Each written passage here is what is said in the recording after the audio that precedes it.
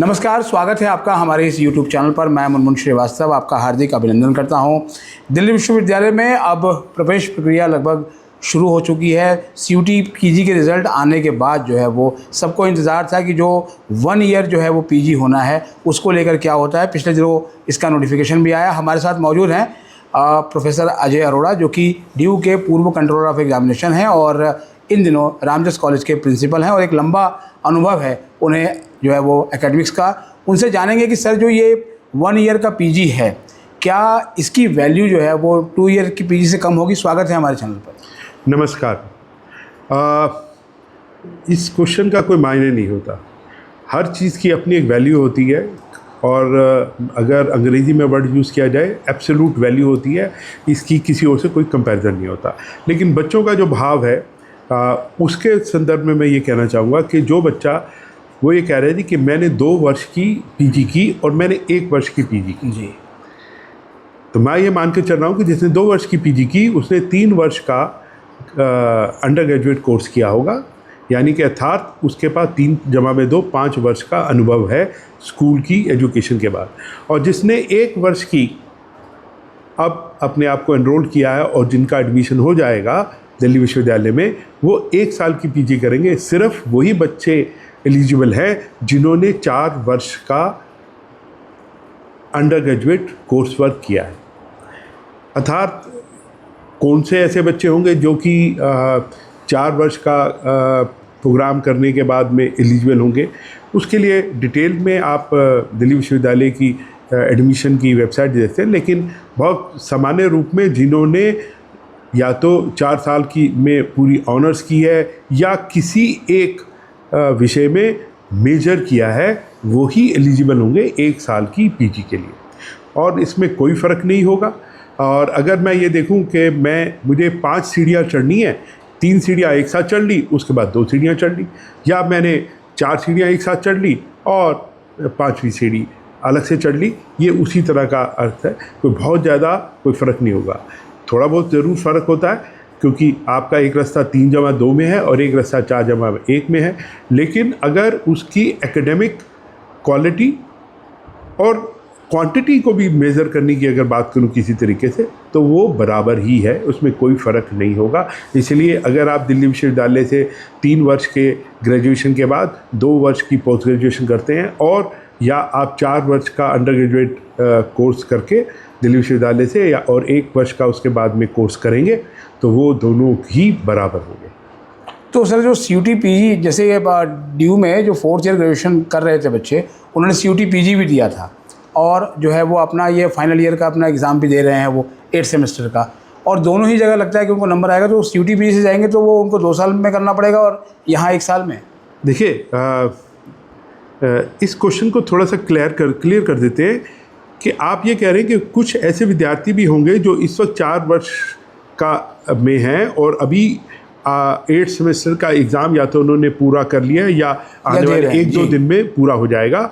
उन्होंने दोनों ऑप्शन दी हैं, यानी कि 4 साल के बाद भी कुछ बच्चे 2 साल PG का कॉमन यूनिवर्सिटी एंट्रेंस टेस्ट दे रहे होंगे और कुछ बच्चे 1 साल का PG का भी दे। ये दोनों पॉसिबिलिटी उनके लिए ओपन है। लेकिन अगर आप इनकी एकेडमिक क्वालिटी की बात करेंगे, 3 जमा में 2 वाला और 4 जमा में 1 वाला जो है वो बराबर है। अगर कोई व्यक्ति दिल्ली विश्वविद्यालय के 4 साल के प्रोग्राम करने के बाद 2 वर्ष का PG करेगा, तो वो पाएगा कि बहुत सारा जो उसने 4th ईयर में पढ़ा था अंडर DSC और DSE, वो शायद उससे मिलता जुलता या शायद कभी कभी उसी तरह के कोर्सेज वो 2 साल के पहले वर्ष के PG में पढ़ेगा। सर, जो 2 साल वाली PG करेंगे और जो 1 साल वाली PG करेंगे, दोनों में कहीं ना कहीं एक कुछ कमतरी तो नहीं होगी? मैंने आपको बता दिया, इसमें कोई कमी नहीं होगी। दोनों ही अपने आप में पूर्ण रूप से बराबर होंगे। Academically they are going to be exactly same, उनमें कोई फ़र्क नहीं होगा।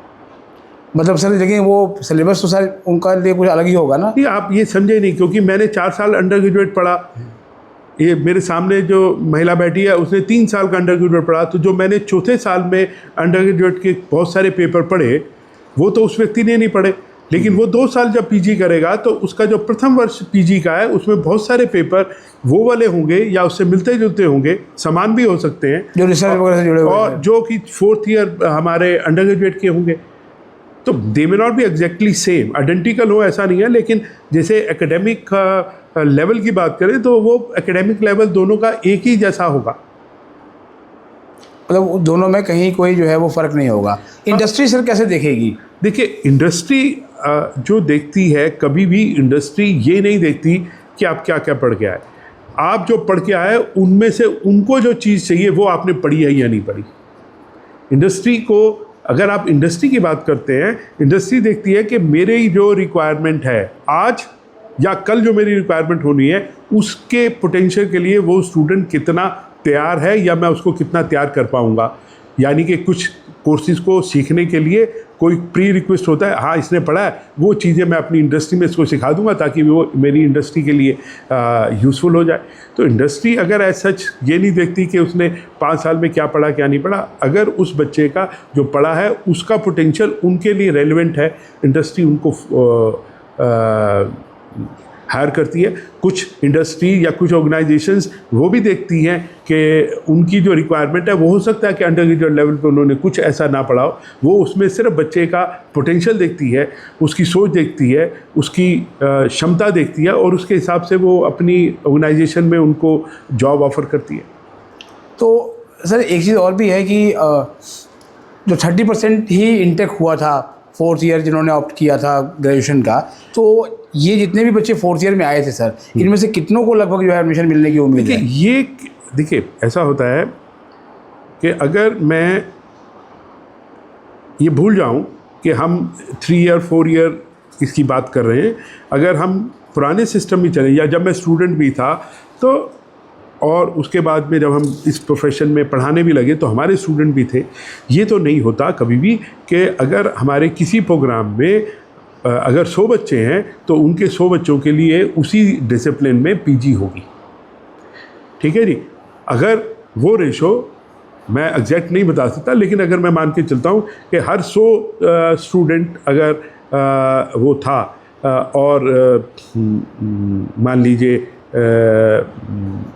1000 बच्चा था और 1000 बच्चों के अगेंस्ट 350 पीजी की सीटें थी, उसी रेशो में वो सीटें रहेंगी। अब उसका क्या हुआ कि हम ये मान के चल रहे थे कि 3 साल जब हम अंडर ग्रेजुएट करते थे तो हर 100 के ऊपर मान लीजिए 35 या 40 सीटें थी, ये एक रफ एस्टिमेट हो सकता है।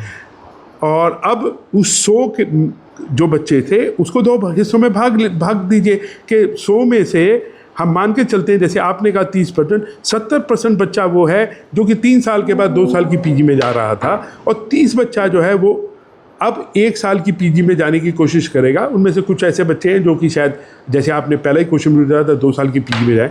तो उसी तरह से जो 300 350 सीटें थी या 400 जितनी भी थी वो उसी रेशो में बदल जाएंगी। अगर आपने देखा होगा कि पहले साल की बात तो नहीं करता मैं, क्योंकि जब 3 ईयर से में बच्चे 2 साल की पीजी में गए थे तो उस वक्त कोई भी ऐसा बच्चा नहीं था जिसने 4 साल किए हो। लेकिन आज के दिन में 2 तरह के बच्चे पीजी में जाएंगे। जो क्वेश्चन सबसे ज़्यादा इंपॉर्टेंट ये होगा, वो बच्चा जो कि 2022 में एडमिट हुआ था उसने 4 साल का लिया था, ठीक है, वो उसके बाद 2 ऑप्शन अवेलेबल हैं। एक ऑप्शन अवेलेबल है कि वो मैं 1 साल की पीजी में जाऊँ या 2 साल की पीजी में जाऊँ। लेकिन जो बच्चा 2023 में आया था और वो ये डिसाइड करता है कि मैंने 3 साल की पीजी लेनी है, वो 2 साल की पीजी में जाएगा। तो ये जो नंबर ऑफ़ सीट्स थी पिछले साल, क्योंकि 4 साल वाला बच्चा दिल्ली विश्वविद्यालय में था नहीं, तो वो पूरी की पूरी सीटें जो पीजी की थी वो 2 वर्ष के प्रोग्राम के लिए थी। अब दिल्ली यूनिवर्सिटी ने अपनी जो भी सीटें हैं वो बांट दी हैं, उसमें कुछ सीटें पर्टिकुलर परसेंटेज उन्होंने फिक्स कर दिया है कि जो कि 1 साल का पीजी होगा और 3 साल का पीजी होगा। तो इसमें इस वक्त जो आप देखेंगे पीजी की लाइन में या पीजी के एडमिशन के लिए 2 ग्रुप, मतलब 2 एकेडमिक सेशन के बच्चे अवेलेबल होंगे। एक जिन्होंने 2022 में एडमिशन लिया था, जो अब 4 साल पूरे कर लेंगे, उनके पास दोनों ऑप्शन अवेलेबल हैं, 1 साल का पीजी, 2 साल का पीजी। और वो बच्चा जो 2023 में एडमिट हुआ और वो ये डिसाइड करता है कि मैं 3 साल की ही अंडर ग्रेजुएट की डिग्री लेके निकलूँगा, तो वो बच्चा सिर्फ उस, ये हो सकता है कि 15 से 18% सीटें 1 साल की में कन्वर्ट हो जाएं और बाकी 85 या 83-84 जितना भी ये नंबर होगा वो सीटें 3 साल के लिए हो। तो वही रेशो थी, कोई ऐसा बदला नहीं है। तो उसी रेशो में अब, क्योंकि ये कह पाना बड़ा मुश्किल है कि हम अगर एक नंबर आज फिक्स करें, क्योंकि हम ये प्रिडिक्ट नहीं कर सकते कि कितने बच्चे, आपने जैसे कहा कि पिछली बार 30% बच्चा गया था, हो सकता है इस बार 50% बच्चा 4 साल में जाए, या हो सकता है सिर्फ 15% बच्चा ही जाए।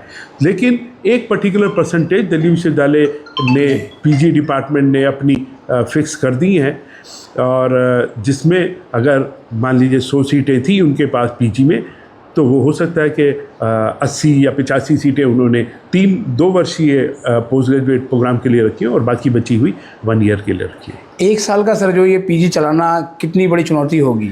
देखिए, मैं पढ़ाने को कभी भी चुनौती नहीं मानता।